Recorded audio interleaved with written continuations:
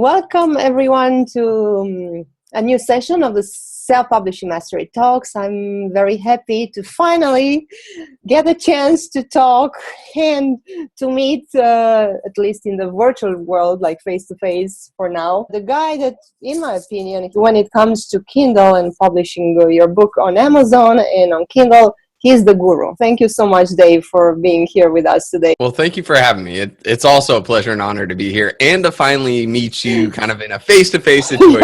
Yeah, indeed. Dave is the founder of Kindlepreneur, and he also developed a series of great tools that can help you with vital stuff when it comes to self-publishing, and we'll talk about that. And he's an author as well, so he's wearing several hats. Books have been a passion of his for many, many years, although he's not always done that. I mean, you were in the Army, in the U.S. Army before. In the Navy. In the Navy, wow, Yep. Yeah.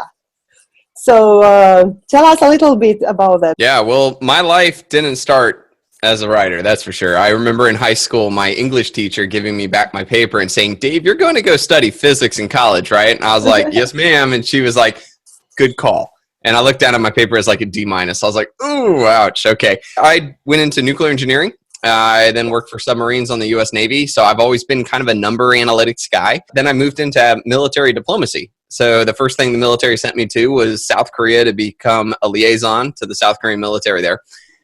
And while I was there, by the way, that was a tour without my family, so without my kids or my wife, so I had to be away for 2 years without them, which was like total killer. Yeah, so my wife and I had this kind of moment where she's like, "What is your goal? Like, is it to be an admiral or is it to be, Mr. Military?" I'm like, "Nope." And she's like, "Well, then what are you doing?" I said, "Good call."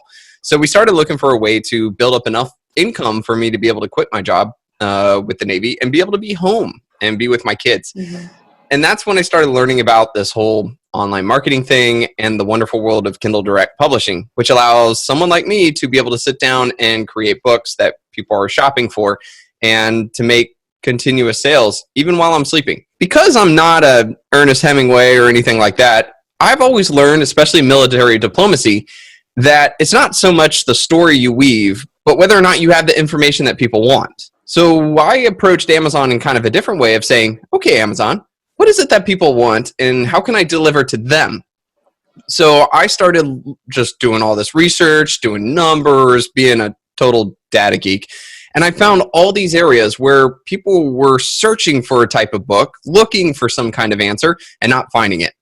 And I started doing that, started writing books, and really saw a lot of success. Now, at the time, I started looking around. I was like, nobody's really talking about this kind of aspect to Amazon, right?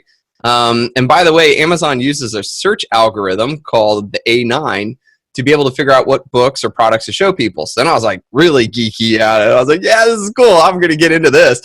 So I created Kindlepreneur.com to help people to understand how Amazon works and how they can get their books better positioned in front of the right readers. So, which is what we all want. After that, it's just kind of taken off. I've been a paid consultant to major publishing companies because even they are starting to get into this whole idea of like, wow, maybe we should treat Amazon right because it's the major market. And I've worked with New York Times bestsellers in both fiction and nonfiction. I've gotten to work with some of my heroes as well, which has just been really cool. Can you give us any names? Yeah, one of my top 5 favorite authors of all time is Ted Dekker. And for those of you who don't know, he writes, well, he doesn't like it when you say it this way, but it's like Christian horror. Horror. Yeah, scary, but with purpose. But he also has fantasy books. Like, for example, my favorite is his Circle series, like Black, Green, Red. That's the titles of the books. So cool. So when I got to sit down and work with him, like I'm getting goosebumps just thinking about it because I've read so many of his books, and then here we are, like just talking and working together. By the way, I just want to go back, and you said the word guru. And the funny thing is that I have this little thought about the word guru or mastery, and I think it really helps people to understand. So I don't really think that there's such a thing as master or guru. I think we're always learning. But one thing that I've always noticed in whether, any type of marketing, whether it's book marketing, online marketing, Rodan and Fields marketing, whatever it be, there are 2 components that make up what we call mastery. Okay. It's knowledge plus experience. First, we got to gain the knowledge and we got to understand what the components are. But the one thing where most people fail is they get into this like knowledge thing where they're like, oh, I need to learn, but they never apply and they never continue to try and experience. And failure is an okay thing. We fail forward and that's great experience.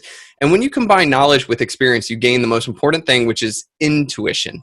And intuition is where when people start having intuitive thoughts and they're ahead of the game, that's when we start calling them masters.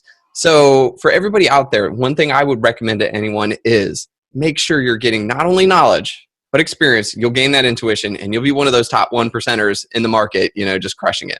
From my experience with working with authors and being a speaker or at writing conferences, I know that people, usually they have two pet peeves. Book marketing is definitely one of them. So when they hear about book marketing, I mean, their hair goes like that. There are a couple of things that I want all authors to understand when it comes to marketing. Most authors, well, let's step back and say authors have different reasons for why they write. Some write for the love of it. Mm-hmm. Some write for the income. And some write for the, shall we say, the pride of it, the enjoyment, and the hopes of maybe becoming a full published, big-time New York Times bestselling author. So we've got a goal-driven, we have money-driven, and we have, love. Now, for each one of those three, let me break out a reason why book marketing should be a part of your arsenal, okay? If it is for love, you are writing because you love to write. The truth is, it's not so much about you. I'll bet the truth is that getting your story out, mm-hmm. telling your story, helping others, right? It's about the people who are going to pick up your book. And if you don't put forth that effort to be able to get it in front of them, then you're letting them down. Your word, your story, your whatever it be is not getting to the right people and helping or giving them joy and entertainment. So it takes that effort. And if you truly believe that you're doing something for them, I mean, at that point, you'll start to find just a little bit of fire behind it because you're doing good by doing that. Now, for the money, that one's kind of the obvious one, right? If you're not marketing and nobody's finding your book, you're not making any money, don't have to go into that one too much. But the last one is the goal-driven one. This is the one that I think really strikes kind of a chord with so many authors. Working with publishers, one of the things I've learned so much about them is two things, two big ones, okay? Number one, they rarely ever market your book, right? Sure. They may sign you on and you get this publishing deal and you're super stoked. There's a small percentage that they're actually going to pay you up front. Most likely they're not. And most authors have this belief that the publishers will then go to town, use their super awesome background and connections, and they're going to make things happen and sales are going to happen. Not going to happen. Matter of fact, most of the time, especially even with big name authors, and I mean, we're talking big ones, the first thing their marketing team will say is, how are you going to market the book? And oh, by the way, they're going to have a set amount of books that you're going to need to sell. And if you don't do that, they're never going to talk to you again. Even if book 2 is ready to come out, or even if, you've got a better idea, they will never talk to you again. It's all about the numbers to them. You have to understand they have so many books. And what they're trying to do is they're trying to make as much money as possible. They're only going to put their resources behind the books that they truly believe are the ones that are going to make them the most money. And that usually means that the author helped to sell a lot of books. Okay, so there's point number one, is that you're going to have to market your own book regardless until you start to become Stephen King level and your name sells books by itself. Number 2, getting the publisher to accept your book most of the time isn't really about how awesome your book is. It's usually about how awesome your numbers are, okay? So as a self-publisher, the fact that you have sold a lot of books helps. The fact that you can tell them, I have a 20,000 person email list, totally helps. The fact that you have 20,000 fans on your Facebook page totally helps. Those numbers to them are quantifiable data that says this author has a higher chance of making us more money. Therefore, we're going to take a chance with them. And by the way, you also have a higher chance of selling enough books that the publishing company we just talked about will actually take effort and help you to sell more books. So in the end, you're going to have to sell your own book whether you're published or not. And oh, by the way, to get that publishing deal, those numbers are super, super important. Matter of fact, a buddy of mine just signed he actually got a book advance of $200,000 Not for his bad. book, on his first ever book. Wow. But because he has 150,000 people on his email list.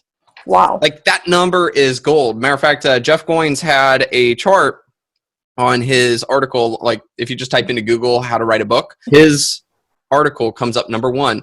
And he almost equates it to a certain dollar amount of how much money a publishing company could potentially pay you just by the number of emails you have. If I had like 150,000 people on my email list, I don't think I would need a publisher, honestly. I mean, why would I want to go that route? That point, that's a really good question to ask. No, because the fact of the matter is you're right. Like, if I have 150,000 people on my email list, do I really need a publisher? And there are a lot of authors who have either stopped working with publishers because the publishers take like 70% or an even larger amount of money. And they ask themselves, what can this person do when I already know how to, create great book covers, format, design the front matter, write an incredible book. And I've got my system down for how to sell this stuff, plus my giant email list. Like, why give them the money? There are a couple of times where little benefits come into play. Okay, for example, if you truly are going for a New York Times bestselling status, you're going to need the publishing company. Like, it's ridiculously almost impossible as a self-publisher to hit that. There are some people that will disagree with me, but we'll see about that. You need kind of the distribution. You need the real physical books being sent out. It's almost like a timing. And I'm not going to lie, like, I don't want to like kill people's dreams, but the New York Times bestselling list is a bit of a sham because there's like certain things that have to happen in order to make the numbers work. So I won't get into that, but the big thing is that they do have deals with like Walmart, and Target, and ways of getting books at the front of Barnes and Noble's bookstore, right on that little circle table we all see when we walk in. Yes. Or at the end of an aisle for your genre. These are things that they can do. But that does not necessarily mean that that's going to equate to more money. So again, that comes back to kind of your goal, but there have been many authors who have rejected big publishing deals just because of exactly that. I would make more money saying no. Yeah, it depends. Yeah, as you say, it depends on the objectives. Although some people, they are still stuck in an old pattern. Like, okay, I need to have my book in a bookstore, but not necessarily. I mean, there are people who are tremendously successful, like Mark Dawson, and there is Bellandra in the States, and CJ Lyons. There are independent bookstores that carry self-published books, so you can always go that route. And even Ted Decker has some self-published books himself as well. He's had his own side projects that he just wanted to do, and he didn't want to have to deal with the publishers and all the things that the publishers, kind of force upon you. So he just took his art and did his own thing as well. So even the guy that has had movies made from his books, he's like, nah, I'm doing my thing. So again, and that's another thing too, is that just because you got a publishing deal does not mean that you're forever going to be in publishing. There's a great author who wrote the books Terms of Enlistment, Marco Cluse. And his first book he self-published, did incredible to the point that it garnered the attention of the publishing company. They came in, they were like, sweet, we'll do this. They helped, they published book 1, 2, 3, and I think they got a 4th out of them or something like that. They wouldn't sign any of his other books though. So everything else he did was now self-published. So sometimes, even though you may have been successful and proven to them that you write books that people like, that does not necessarily mean that you are now, on the team. They just want that book series or something like that. So that's another lesson learned that I've heard from authors. I mean, you have to be insanely successful for them to just say, whatever book you write, we want it, I loved Paula Hawkins' Girl on a Train, and she came out of nowhere, and she had like really a big marketing campaign. So I don't know, but that book was really good. So, well, there's definitely a point to having a phenomenal book. There was a phenomenal female writer who she would go to the coffee shop, and she would write the books in between, when she could. Matter of fact, she even wrote out the outline of her book on a napkin. And she got an agent to push her book. And the agent went around to every one of the publishing companies he could and just got rejected after rejection after rejection. I mean, just constantly. Finally, the agent, really loving the book that he had here, which is kind of rare because, let's face it, most of the agents don't exactly read the book. But in this case, he did. So he called in a favor, and he was like, look, all right, you owe me one. Please just give the book a chance. Just read it. Just do something. So, of course, this one publisher said, fine, all right. He doesn't read it. He actually takes the first chapter, hands it to his 11-year-old daughter and says, here, you read it. Let me know what you think. She comes back like immediately, like totally hooked. She's like, okay, where's chapter 2? And he goes, did you like it? She goes, yes. Where's chapter 2? And he goes, holy crap. What was this? And he picks it up and he looks, and it's Harry Potter. Yeah. Here's the greatest money maker of all time. And it got rejected over and over and over again. One of probably the best books of our time. Yeah. I mean, definitely the biggest money maker by far. I mean, she's in the billions now, thanks to all the parks and the movies and all that jazz, right? Yeah. And they just continued to say no, wouldn't even give it a chance. How many other Harry Potter books were out there that didn't have the agent go that extra step, call in a favor? And oh, by the way, the guy happened to have an 11-year-old daughter who was like totally onto it, right? So my point is that they're having a great book does not necessarily by any means mean success. And sometimes it takes that fire. It takes something to set it off, just like Girl on a Train. You said it was a phenomenal book. She had a marketing plan. Guess what? The marketing plan initiated a fire, and now we have a super famous book, and she's living the dream and writing like crazy. I read that you actually invested like over $15,000 in education. And I always tell people, self-publishing is a business. Yeah, that's the reason why I titled my website Kindlepreneur, because there's the two sides of it. There's the writing and there's the business to it. With the 15,000, it's probably over been the years. Since, well, the 15,000 over the years. The biggest thing that I want to kind of impart on people is, number one, I would say about 80% of that was waste. I bought some program, I bought some course, I invested in these things, and they did not pan out. But I don't look at the 15,000 like it was like, oh my gosh, what? Like, I look, again, we talked about the fail forward moments. I took from there a lot of great things. They gave me a lot of great experiences as well. So for me, I tell people like, hey, you need to look at them as a way in investing in yourself. That's the most powerful investment you could ever make, is in yourself and your career. Okay.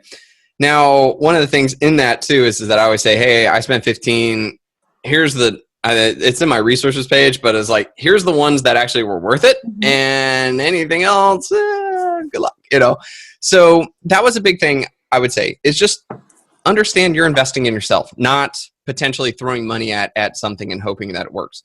And same thing with if you're doing like promotions or gigs or things like that. If it works, awesome. Now you know which does work. If it doesn't, well, then you now know what doesn't. The other thing is that, we created KDP Rocket, which is a software. And remember back when we were talking, I had said that I used to do all this data number crunching to kind of figure out what was going on with Amazon.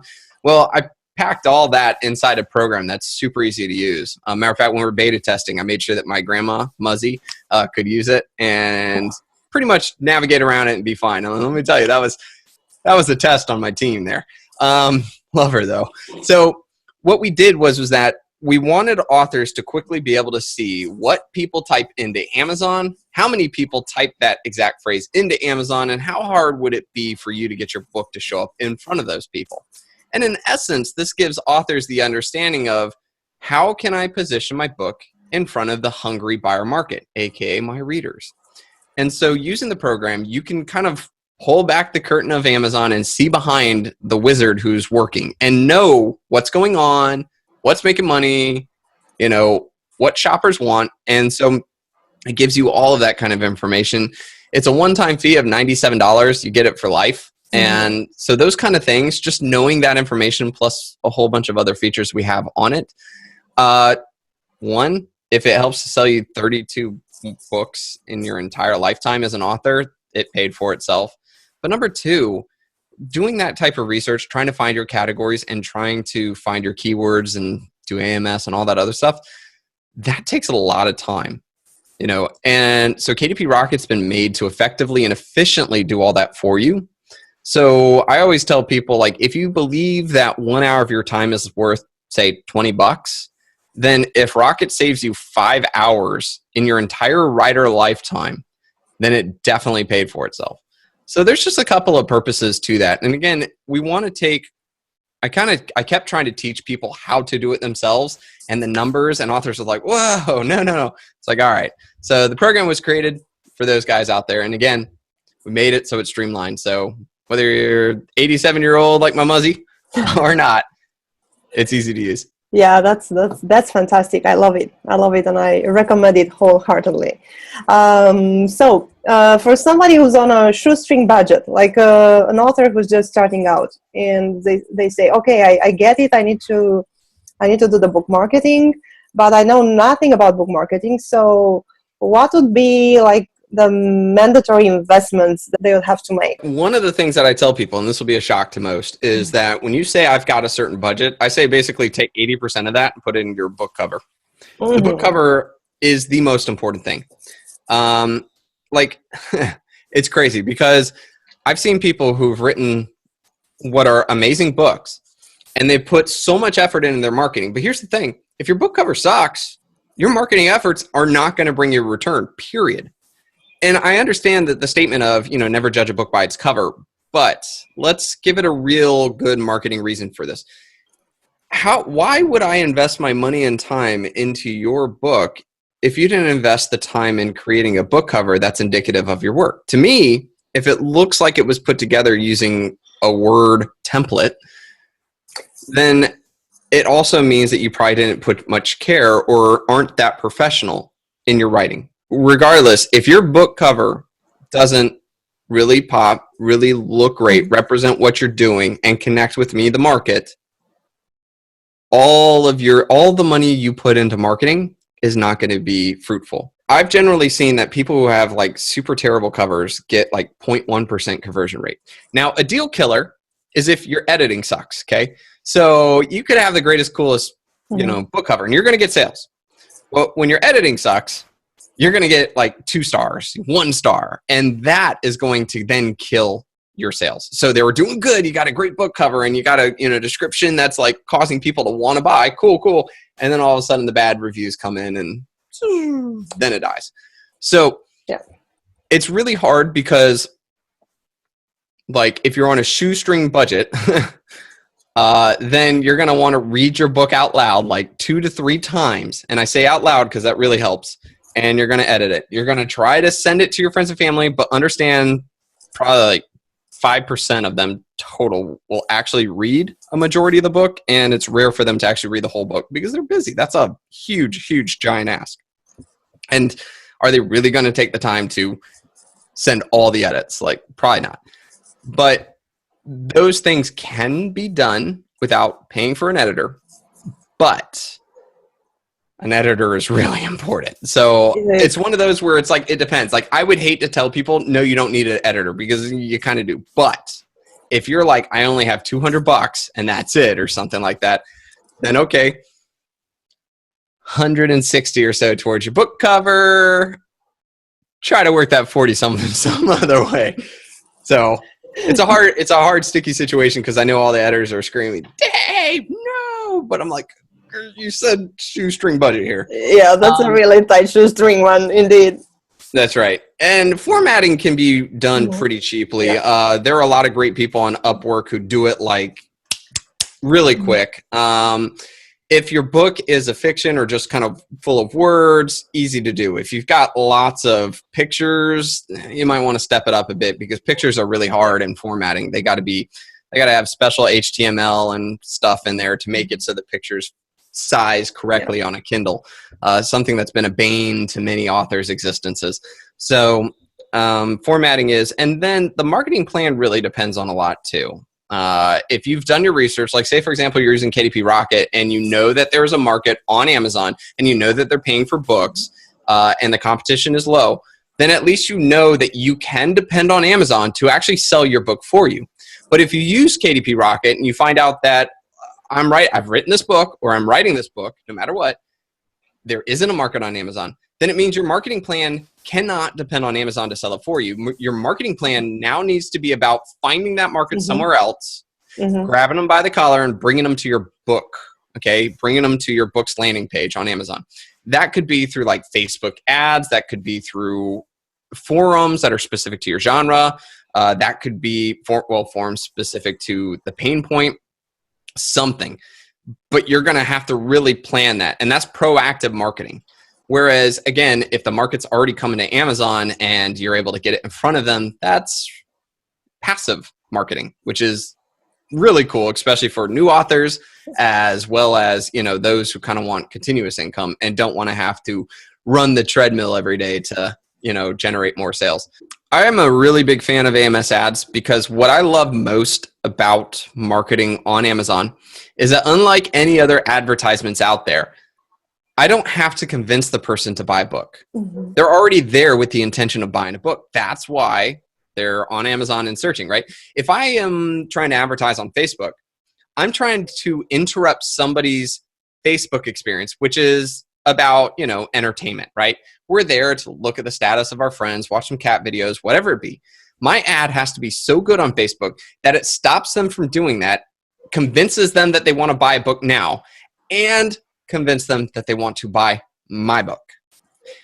That's ridiculously hard. That's a lot of steps. Whereas with AMS ads, all I have to do is convince the person to buy my book. That's one of the 3 steps, just the one. All I have to do.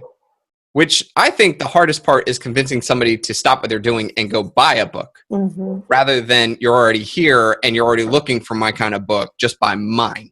See? So AMS ad is a great opportunity for authors to not only, kickstart their book launch and kind of keep sales kind of trickling in, but also to revive a dead book as well. Give it a little panache, give it a little juice to kind of bring it up out of the depths of Davy Jones's locker and in front of the market now. Every book that I come out with a new pen name. So I have to start from scratch every time I write a book. Now, originally, I was doing pen names because I was a diplomat for the U.S. Military, and that there was this whole fear of crossing the streams, having my book somehow affect my job.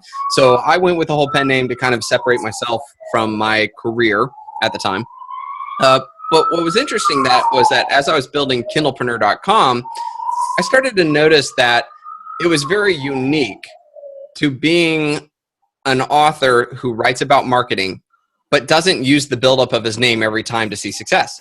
Not knocking anybody else at all. That's not my intention. But what I have found is that, authors who have the email list, who have the fans, who have the brand recognition, right? People recognize their name.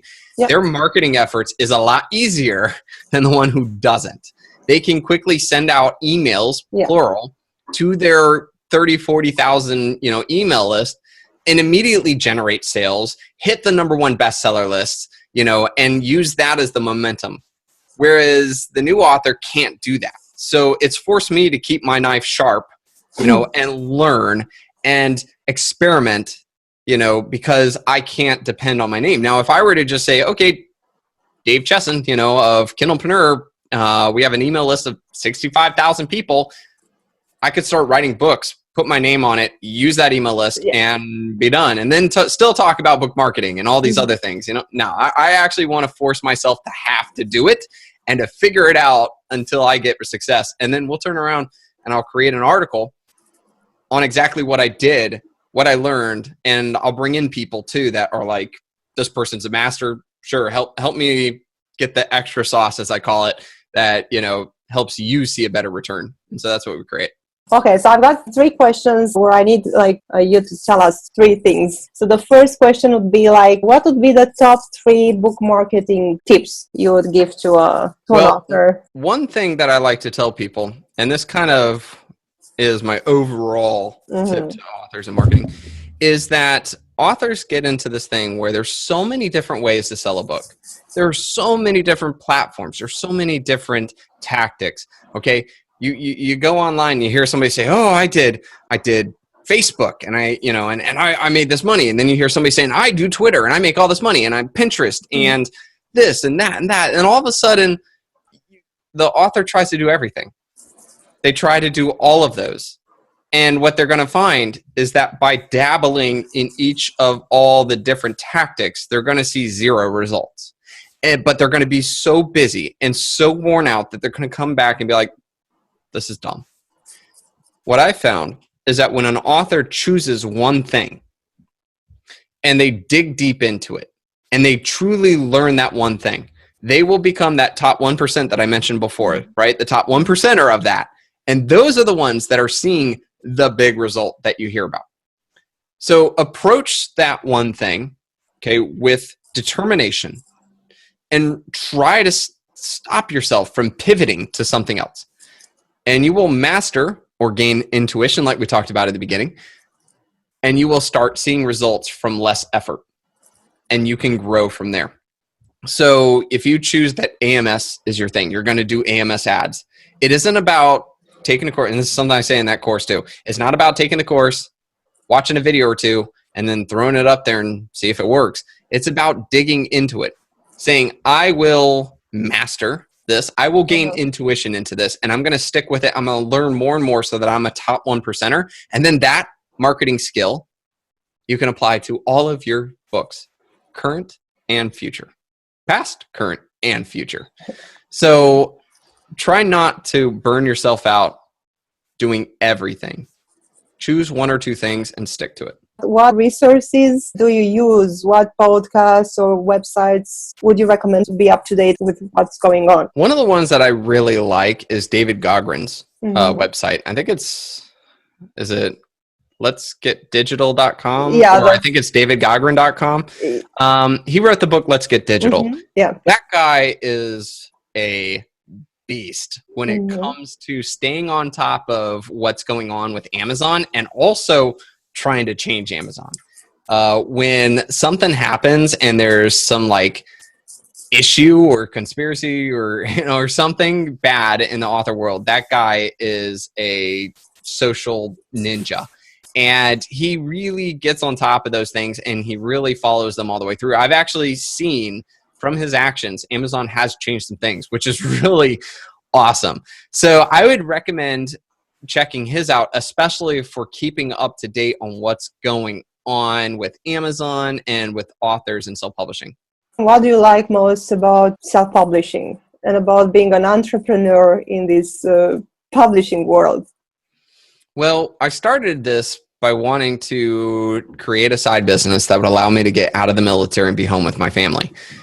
For me, I needed to make $10,000 a month in order to do that because I got a whole litter of kids, so I got to beautiful family, by the way. So about 2.5 years ago, I was able to do that. I got out of the military, and I'm home here in Franklin, Tennessee. My kids, I can hear them upstairs eating breakfast.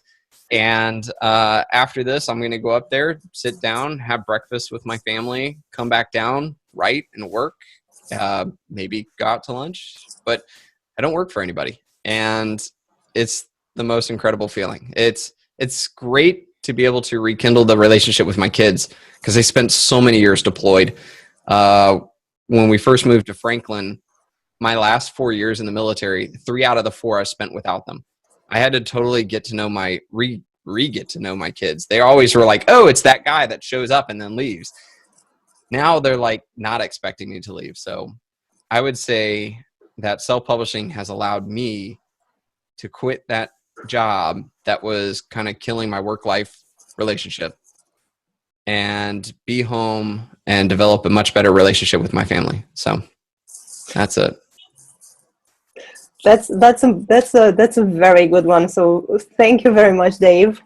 No problem. It's been an interesting and really rewarding conversation with you. So people can find you on Kindlepreneur.com, and definitely they should listen to your podcast. And where else? Twitter, Facebook?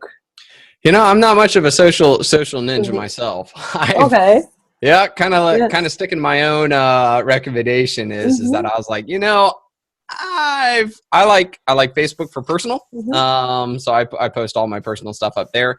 But if anybody has any questions or so, you can go to the contact page on kindlepreneur.com, and I still answer every one of those, because for me, when I first started out, and we get like 200,000 visitors per month, so I've spent a couple hours every morning answering those. But when I first started out, there were a lot of people who I was like, man, I'm such a huge fan. I have just this, small question, and I would never get anybody to respond. And so it was like, I always just felt a little hurt. So it's been my own personal thing to make sure to answer those. So anybody listening to this, have a question, I'm there to help.